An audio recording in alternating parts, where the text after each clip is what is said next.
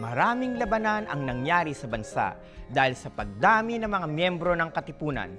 Ang kanilang gusto ay makamit ang kalayaan mula sa mga Espanyol. Ito ang naging epekto ng kamalayang nasyonalismo.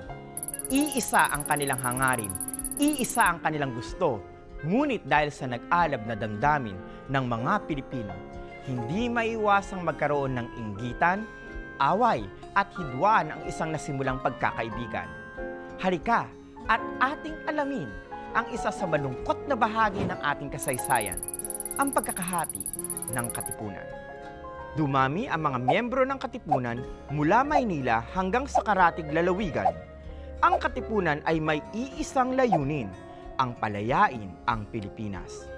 Ito ay binubuo ng mga miyembro mula sa iba't ibang antas ng buhay sa panahong iyon.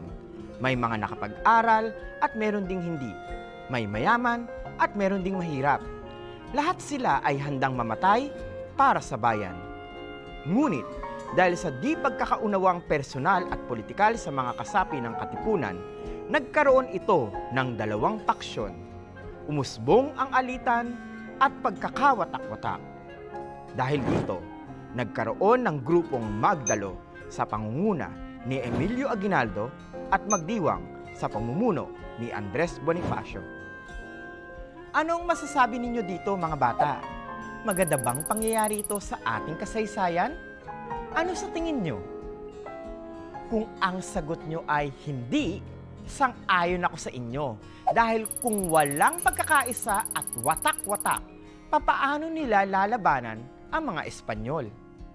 Parang sa kasalukuyan, kung hindi natin tutulungan ang ating mga pinuno, papaano nila magagawa ang mga programa at proyekto ng maayos?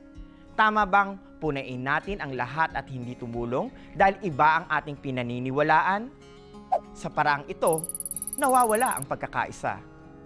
Tara at bumalik tayo sa aking kwento. Dahil sa pagkakaroon ng dalawang paksyon sa Katipunan, ginanap ang pulong sa Tejeros upang mapag-ayos ang Magdalo at Magdiwang. Napagkasunduan sa pulong sa Tejeros na kailangang palitan ang Katipunan ng isang revolusyonaryong pamahalaan. Sa botohang ito, nanalo bilang Pangulo si Emilio Aguinaldo, samantala si Andres Bonifacio ay nahalal bilang Direktor ng Interior. Kahit mas mababa ngayon ang kanyang posisyon, hindi nagtampo o nagalit si Andres Bonifacio.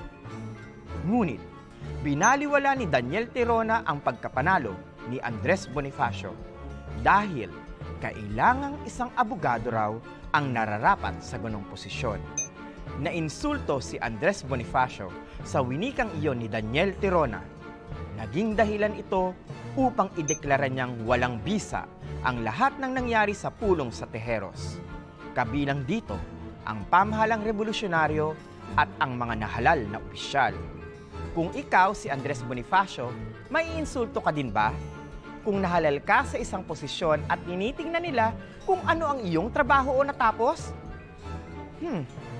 Kung ano man ang iyong sagot, ang masasabi ko ay, bilang isang mabuting tao, lahat tayo ay may kakayahang mamuno, basta't nasa puso at isip natin ang paglilingkod sa kapwa. Aanhin mo ang napakayaman at sikat kung baluktot naman ang ugali. Mas maganda kung ang ating leader ay may likas na malasakit at pag-unawa sa kapwa. Iyan ang tunay na leader. Dahil inilabas ni Andres Bonifacio ang Acta de Tejeros na nagsasabing walang bisa ang naging halalan at desisyon para sa bagong gobyerno, ginamit itong dahilan ng mga galit kay Andres Bonifacio. Pagkatapos nito, nagpunta sa Indang Cavite ang mga taga-suporta ni Bonifacio. Sila ay humingi ng tulong para may makain. Ngunit, inutusan ni Severino de las Alas ang taong bayan na huwag silang tulungan at kilalanin. Kumalat din ang balita na si Andres Bonifacio ay isang upahan o inutusan ng mga praile upang magbigay ng kaguluhan sa Indang.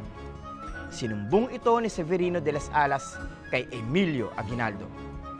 Dahil sa Acta de Tejeros at kasinungalingang kwento, siya ay hinatulan ng treason o pagtataksil sa bayan.